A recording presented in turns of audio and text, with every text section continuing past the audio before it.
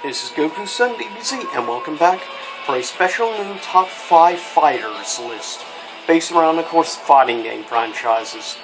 Today, I will be counting down the top 5 Generation 1 Dead or Alive characters. Now, I will be separating, doing, on occasion, these top 5 lists of Generation characters. Now, for instance, with Dead or Alive, I'm considering Generation 1 characters Dead or Alive, the original, to Dead or Alive 3. So there'll be a Generation 2 list for any characters Dead or Alive 4 onward. Now with that said, let's get it started. I will be counting down. Today, honorable mentions first. First up, debuting in the very first Dead or Alive game. That is somebody who was mistaken for Hulk Hogan for his redone version and look for Dead or Alive 2. And that is Bass Armstrong. Awesome, tough, burly type character, good at submission holds, given his fighting style is professional wrestling type style. Next up is Bayman. He also is more of like a grappler type, relies more on like submission holds and things like that. So does the next character, Leon. He also relies more on grapple type holds and powerful single attacks as well. And is good at reversals. Next up we have a ridiculous flamboyant type character, which kind of reminds me a little bit of the basketball player Dennis Rodman, and that is Zack. Next up, honorable mention is Christina. She actually debuted in Dead or Alive 3. She is, of course, an assassin, and she uses fast, quick attacks. Specifically, really good kicks, powerful kicks, has some good hand attacks, but predominantly good at different types of kicks, and she's pretty deadly. Last honorable mention is Kasumi. And of course, Shinobi, and basically the figurehead female character of the Dead or Alive franchise as a whole. Coming in at number 5, one of my personal favorites, was my first favorite originally female character in the Dead or Alive series. And that is, I consider it to be the video game equivalent to, I guess you could say in the earlier days, Sable. And that is the character Tina Armstrong, the daughter of Bass Armstrong. Tina, like her father, uses more, of course, grappling type holds, submissions, since she uses a professional wrestling style, just like her father, though a little different, and has a couple of decent kicks and punches. But she has speed on her side, unlike her dad.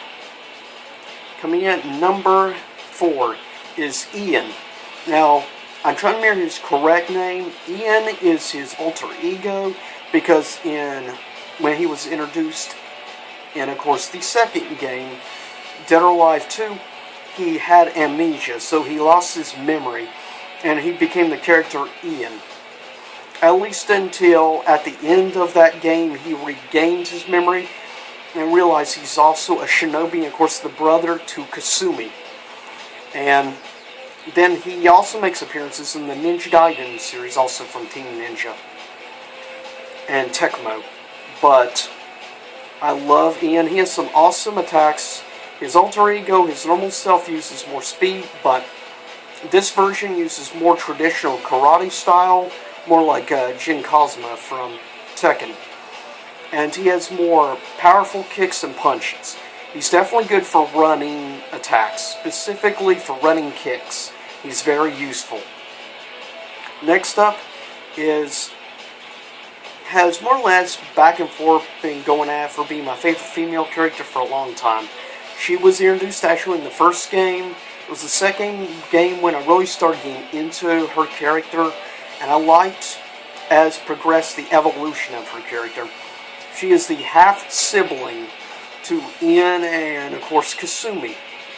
And she is Ione, which, of course, her father is the main evil boss, bad guy, of the first game, and transforms this evil, demented creature of some sort in, of course, samurai armor, becomes Omega in, of course, Dead or Alive 3.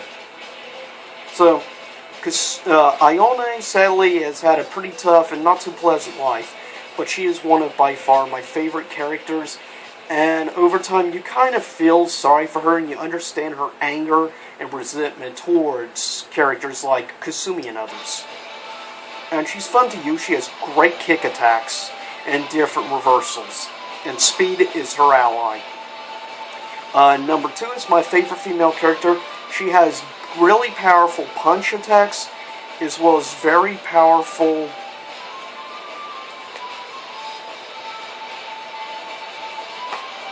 and also very powerful kick attacks.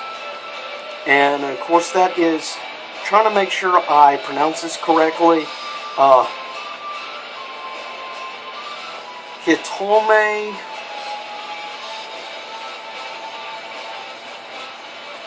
I believe Hitome is the correct pronouncement, but I love the character.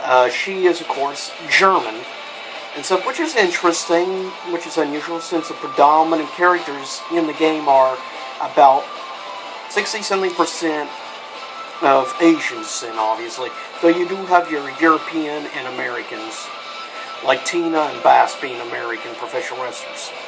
But number 2 favorite is Hitome, and number 1 favorite is the music you hear in the background.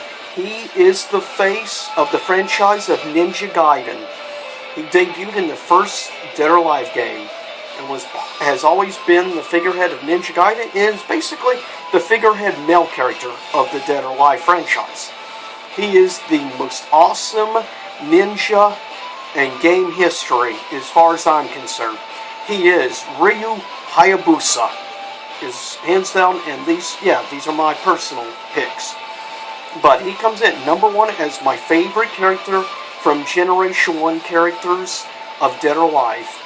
In the future, expect another countdown list of top 5 Generation characters. Next time, when I do another top 5 fighters generation list, it's going to be the top 5 Generation 1 Mortal Kombat characters. So stay tuned for that, and there'll be also a 2nd and 3rd generation Mortal Kombat characters. But if you want to know in advance, this is how it's going to be. The first list is going to be Mortal Kombat 1 through Mortal Kombat 4. 2nd generation characters will be Deadly Alliance to Armageddon. So, with that said, but those will be the 2. I'm still working on the 3rd generation list, so we'll see if it's done by the time we get to it. If not, we'll do Generation 1 Tekken characters, but I'll see you all next time. Same YouTube time, same YouTube channel.